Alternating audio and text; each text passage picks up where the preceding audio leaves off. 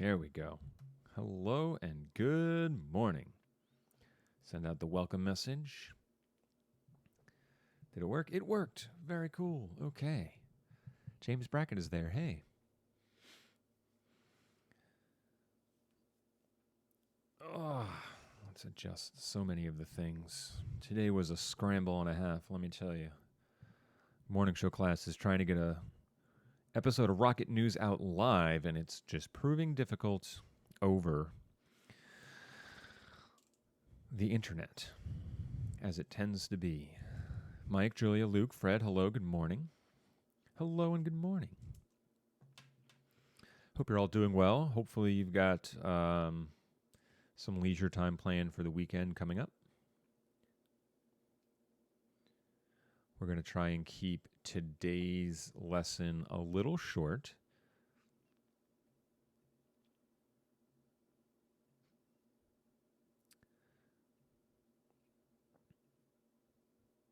Emily, Dan, and Alyssa, hello, good morning. So we'll just give another minute or so to wait for some other folks to show, and then we're going to press on as they can catch up to us. Just got a few things on the docket for today. Our outlook for basically all our time up through break, as well as some updates on what's around the corner beyond that, as I'm predicting that we're going to be going a little bit longer. And yeah, then we'll get into our next assignment, as well as some things that pertain to that. I want to make sure you're prepped for that. It's a little bit different this time around.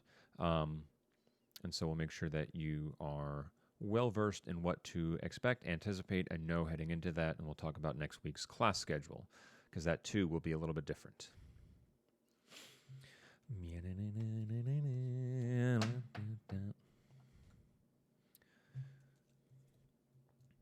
Aiden, good morning. Hello.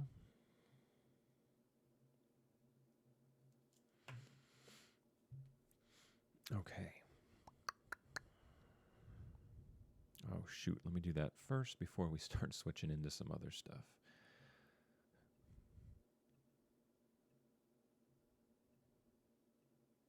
Jeez.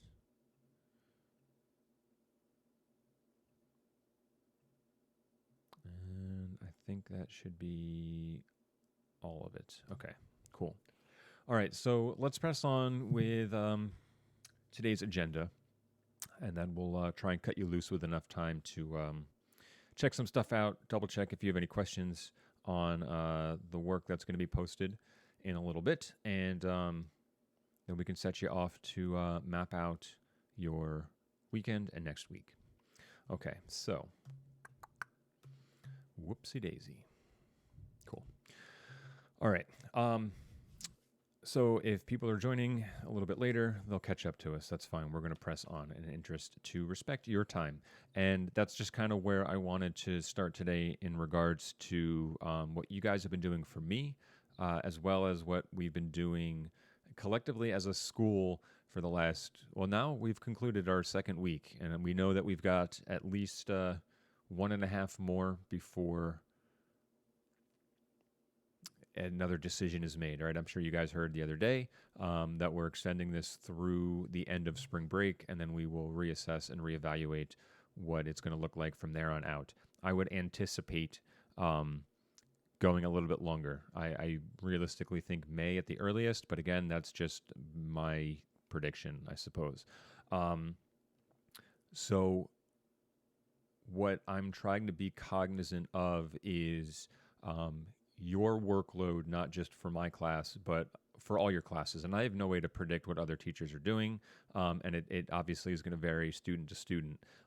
But one of the things that now that we've got 2 weeks of experience doing this under our belts, I want you guys to at least think and reflect on is how you individually and personally are managing what is assigned to you. I've talked to a few teachers that are dumping work up there and saying, see you later. I have some teachers I know that are recording videos and posting those as lessons that their students can watch, and then they're giving assignments and quizzes based on that material. I just want you guys to know and understand that there is an extra responsibility on you folks to make sure that you're budgeting your time and managing your work in the way that's best for you. So if you know you're someone that I'm a night owl, I don't sleep, and so doing work from midnight to 3 a.m. is like your window to sit down and do a bunch of stuff. Who am I to say don't do that? Do what works best for you. And so the assignment that we're going to have starting today, that'll be due later next week, you're going to have to carve out a chunk of time for. And I just kind of want you to start hopefully developing a schedule or routine that you can stick to. And if there's one thing I'm hearing consistently amongst, psychologists and I'm drawing a blank on the other profession, but I'm reading a lot about what we're going through academically. One of the most consistent pieces of advice that I've been hearing from everyone is to generate a schedule for yourself and try and stick to that. So teachers are checking in with you guys from 9 to 1 or 9 to 12 is your last session. I've been trying to do live streams daily just as a means to help with consistency. I think having a time of day that you need to check in and pay attention to something is a good way to kind of keep you focused on something. And so if we can end a little early in an effort to get you guys to have that time where, hey, you're already at your computer, you're already in a position to possibly do some work, stick to those routines. They're going to help you stay on top of your work. They're going to help you stay sane in this time of we really can't leave the house or go anywhere or do anything. So the variety in what we can do is a little varied and limited. So just try and stick to your schedules as best as possible.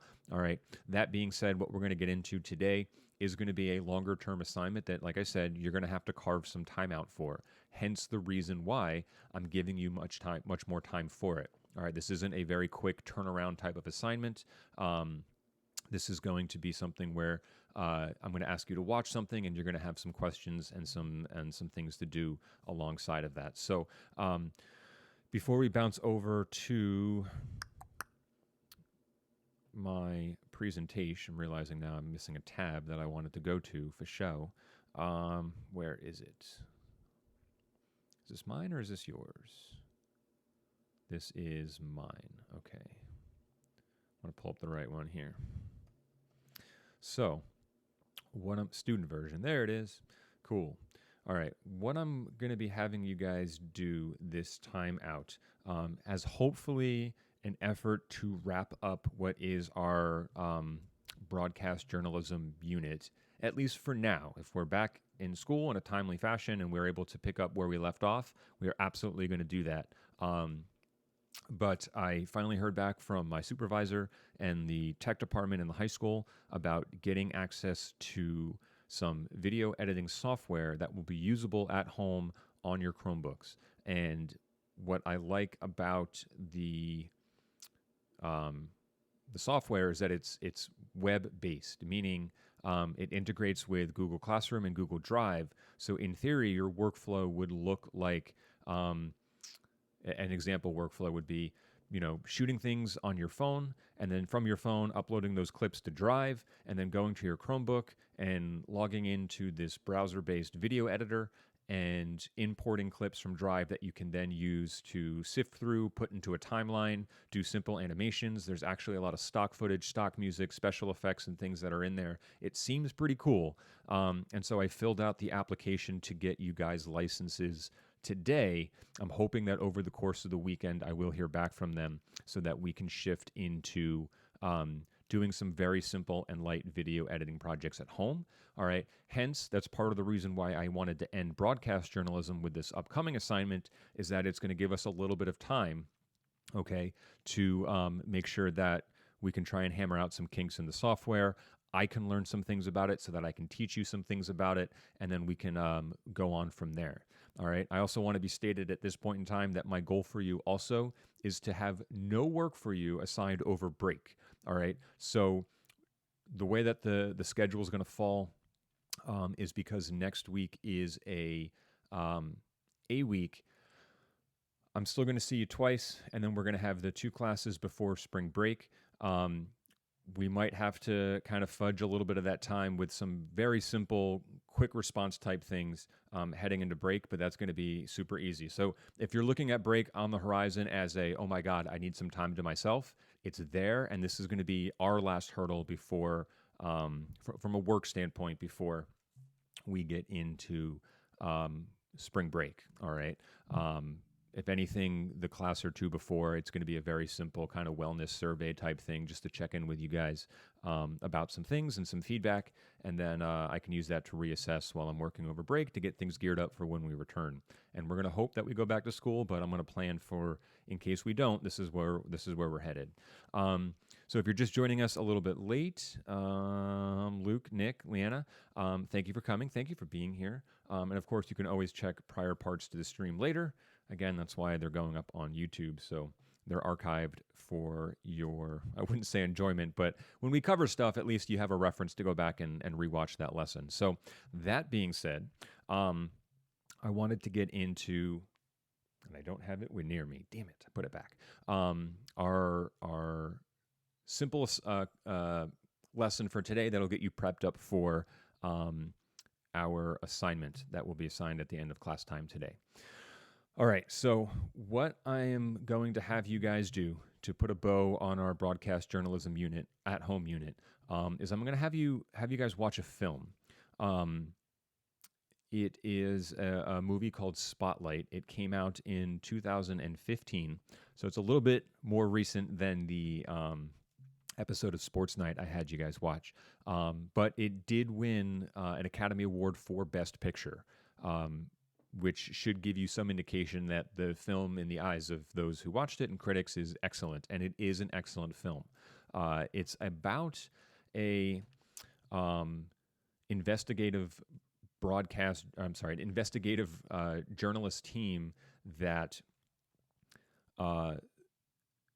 starts to uncover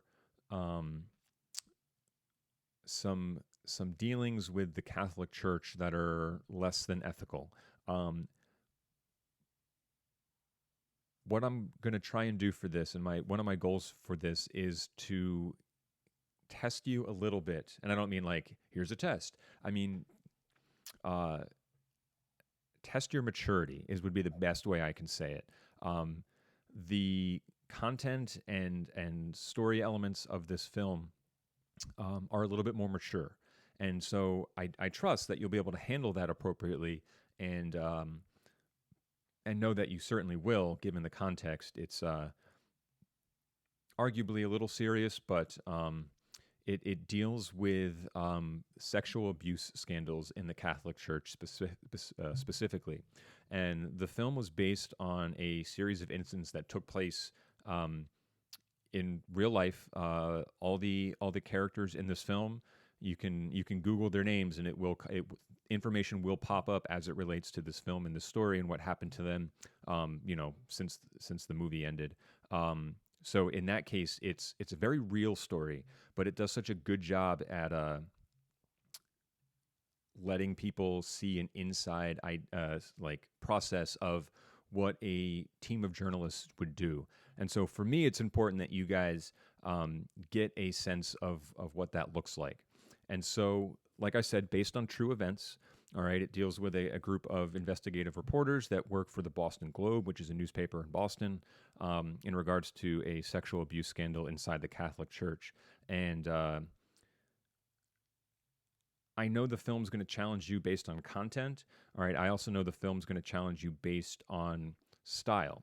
I'm not saying this is a difficult film to watch, but it may be a little bit more difficult than what you are accustomed to watching. And that doesn't make it bad, and that doesn't make it boring, all right, but it is going to challenge you a little bit in that regards. But there's a few things that I wanted to go over with you about certain elements of the film, some key terms, if you will. I'm going to pause for a second and just bounce back to the stream to see if there are any questions thus far. No questions thus far, it looks like, but I'll hang here for a sec.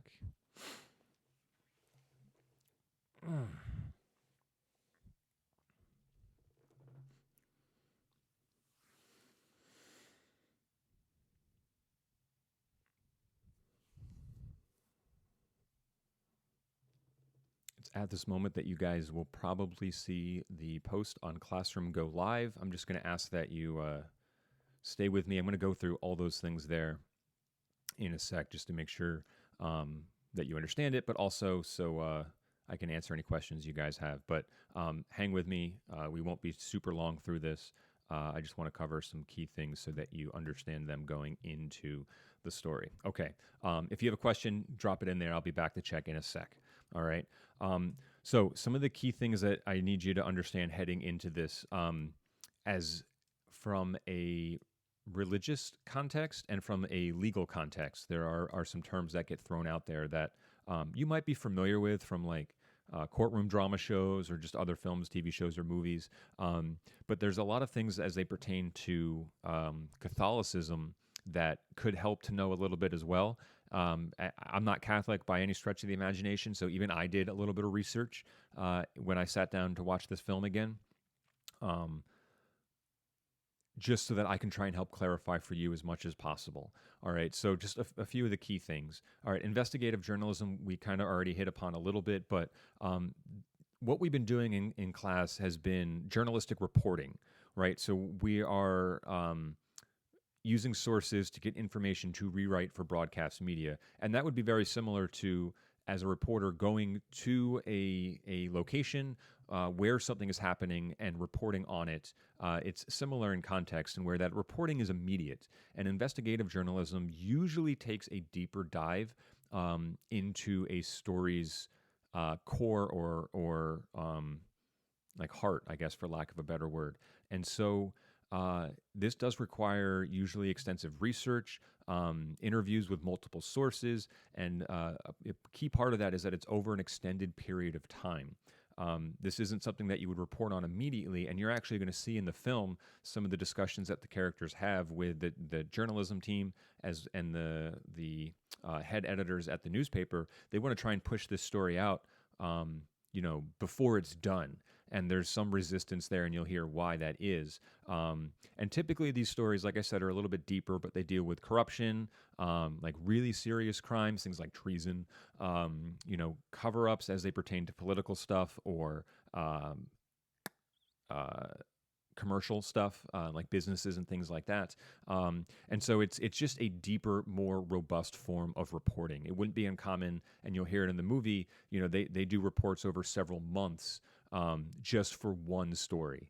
And I think you'll get a sense of why stuff like that's important. I'm going to come back to cardinal law in a second. I just wanted to touch upon parish.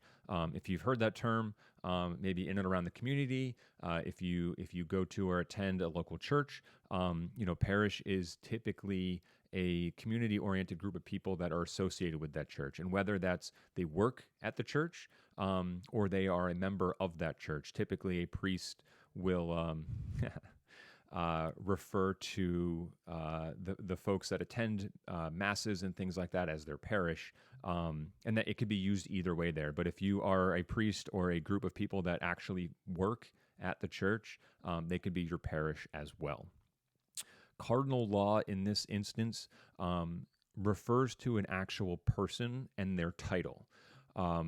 So cardinal is a position within the Catholic Church, right? There's a hierarchy to your position there. And so like most people are familiar with the term priest and who a priest is.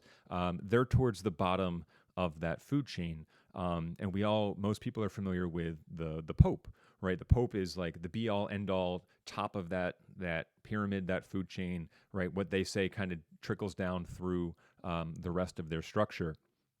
Cardinals come in right under Pope, okay? And then after that, it's bishop and archbishop, and then priests, and then deacons. And so when they reference in the film a few times, cardinal law refers to a gentleman by the name of Bernard Law, who is a cardinal in the Catholic Church. And so, like, his boss is the Pope.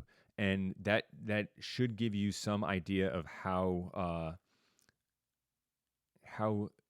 esteemed his position is, as well as how much power comes with that position.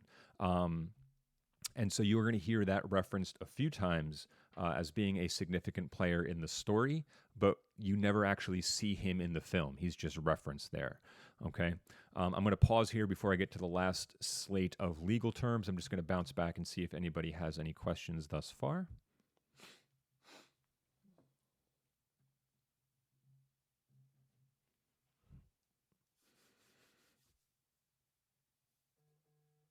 Oh dear. Pausing. I'm talking quick because I'm trying to move quick for you.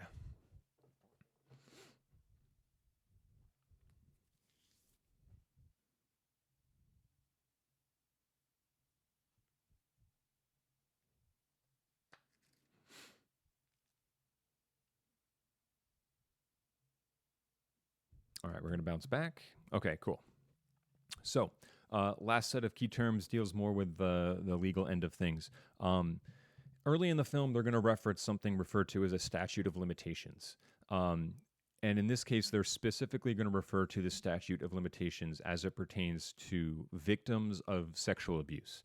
And statute of limitations, if we boil that down, what that means simplistically, it's a law that states that people have a set amount of time to pursue legal action.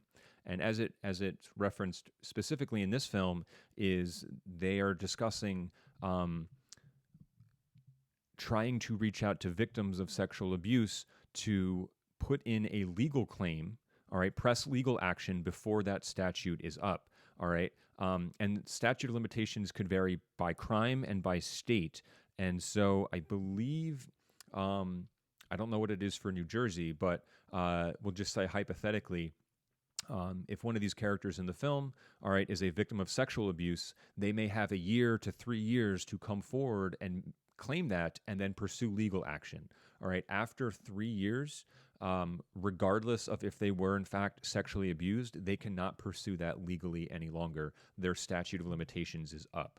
And so early on in the film, you're going to hear them trying to get people to come out and press charges before they hit that time limit.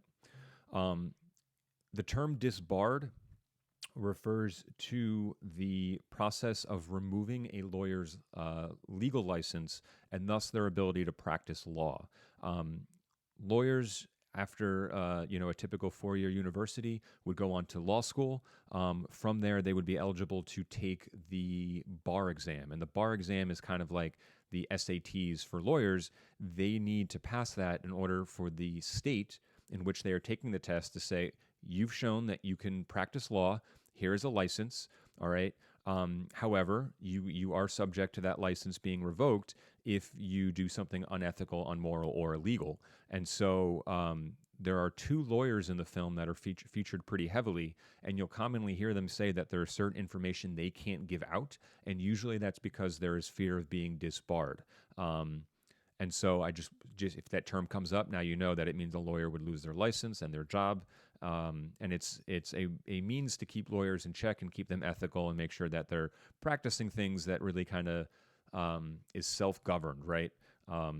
Most people are familiar with how a doctor, the doctor-patient confidentiality, right? A doctor can know things about you, and they are not legally allowed to tell other people. But if you think about that, there's really no way of stopping them. However, if you find out that some of that information may have gotten out, you can press charges against them. And if you are found, if they are found guilty, they can be disbarred, meaning that they'll lose their license. In the medical world, it's malpractice. So it's a way to keep them in check. All right, corroborate just means to confirm or support a statement or theory.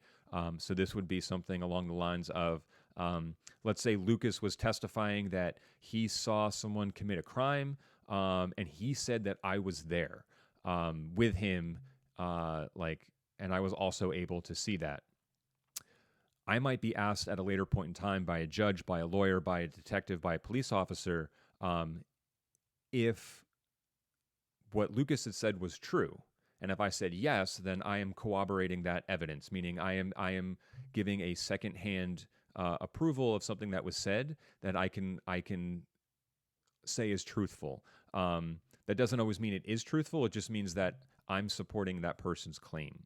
All right, I'm going to take one more pause to bounce back and check on folks. All right, we lost somebody. too good for the stream, I see. Okay.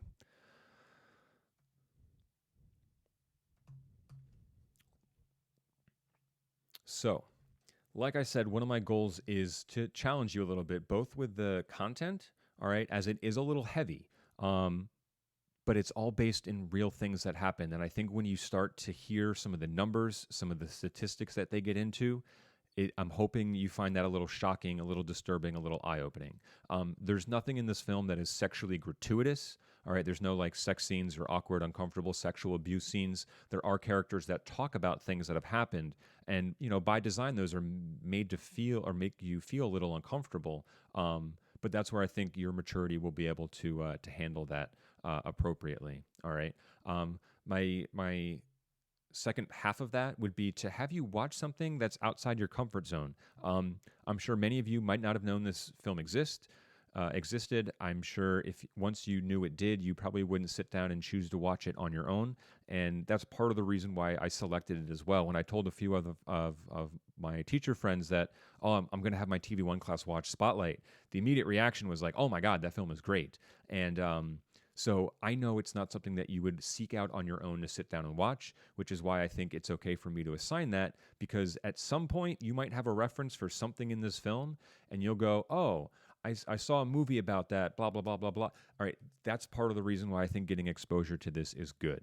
Okay. And then lastly, of course, because it tethers to what we've been doing in class in the last week and a half, I want you to understand the importance and significance of what reporters and journalism bring to the table. We've done it in class kind of through the lens of we're doing this for a project so we can learn tools in the studio. And yes, that is very important.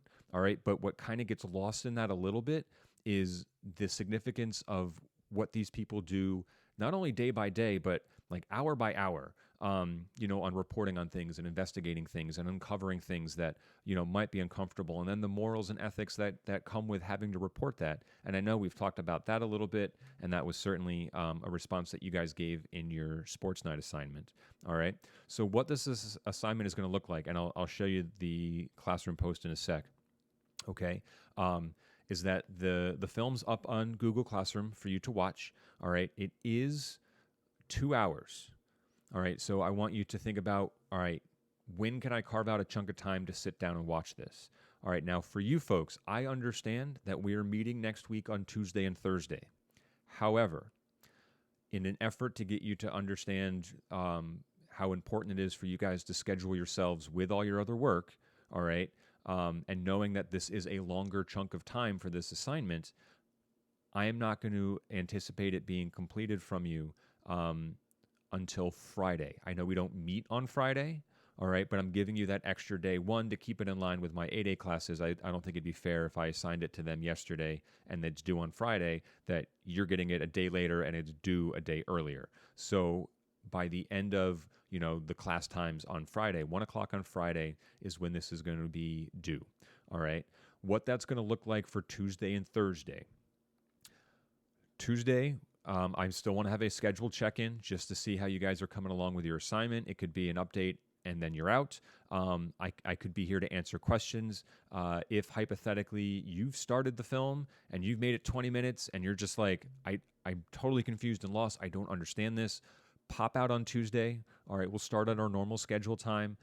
Ask me some questions. All right, I'll do my best to help you out and get some early understanding so the rest of the film can make a little bit of sense.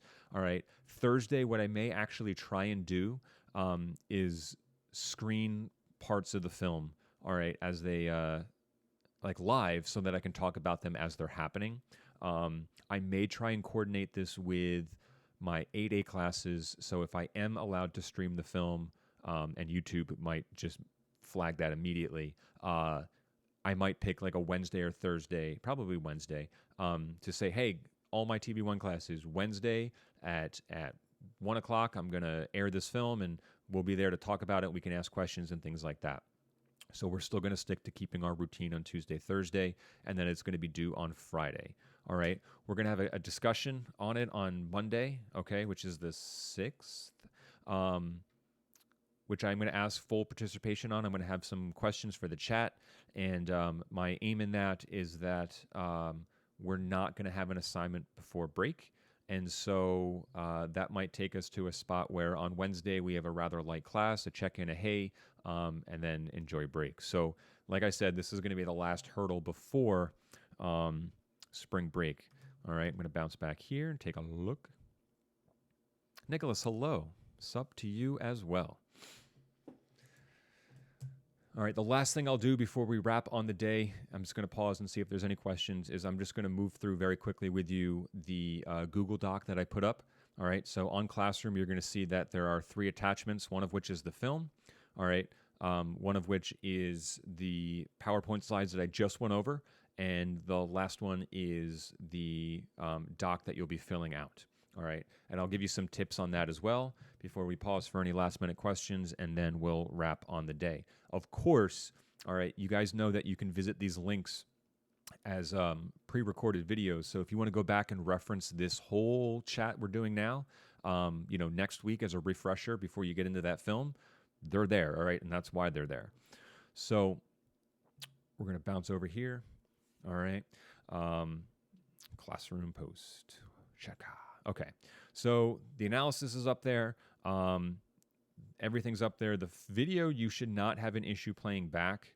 All right, I made sure to try and rip it from my DVD off the highest possible quality while still keeping it manageable. From a streaming content, I didn't want you to struggle in playing that back or anything, so there shouldn't be an issue there.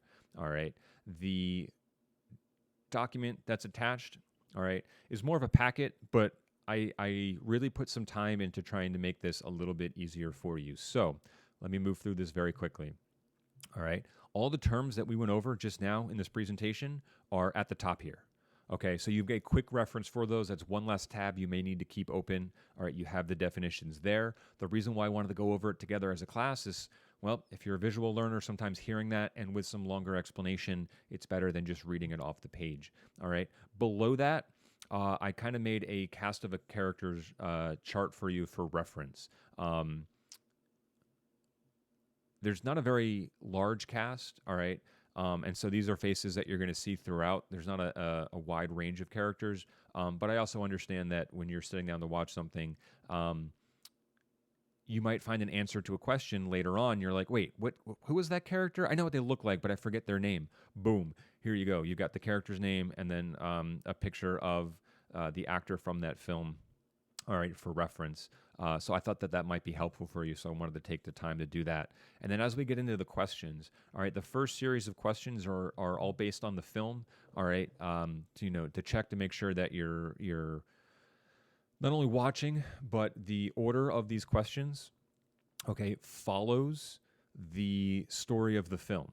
All right, so if you're looking at, say, question number 3, what book is Marty reading at the dinner table, and you are watching and you see the answer for that, and then you realize, wait a minute, I didn't answer number 2, that may have already happened. So the order of the questions goes in the order of the movie. So if you're realizing, I know who the priests are targeting, but I don't know who Phil Saviano is because I kind of missed that question, you might want to pause and go back in that film.